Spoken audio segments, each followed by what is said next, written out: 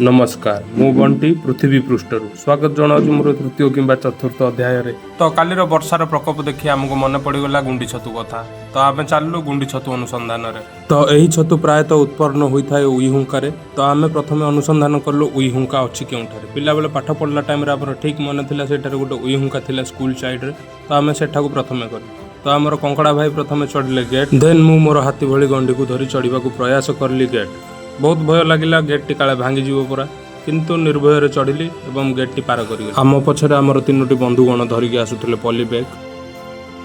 तो आम टार्गेट सठिक भाव काम करला एवं फाइनाली आमको मिलिला गुंडी छतु।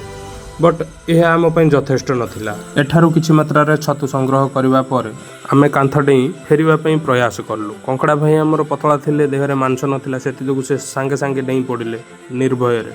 किंतु मु मोर हाथी भली ओजन धरी डेइबा पई बहुत भयभीत करिगली। सेठु संग्रह करथिबा छतुरे आमे जानिलु आमे सेतिकिरे संतुष्ट होई पारिबुनु। तो आमे पुणी अनुसंधान रे बाहरी पड़लु। किछि रास्ता चलिवा परे आमको मिलिला आ गोटे जगह रे छतु। आकार यार बहुत बड़ बड़ होइथिबार हमर मन बहुत खुशी हो जाइतिला। किंतु पछे जानिबा को पाइलु एहा गोबर छतु जहाको खाइकी लोक जमपुर दर्शन करंती। सही पार्श्वर ही फुटिथिला गुंडी छतु। तो आमे सेठु संग्रह करिवा परे अनुसंधान हमर जारी रखिलु। किंतु बहुत खोजाखोजी करने पर भी आउ पाइलुनु। तो आम आम घर को रिटर्न पलि आसिलु। देन आम आनी छतु को प्रथम सफा करूँ। देन चुली बसैलु कढ़ई और से घांटिलु पियाज।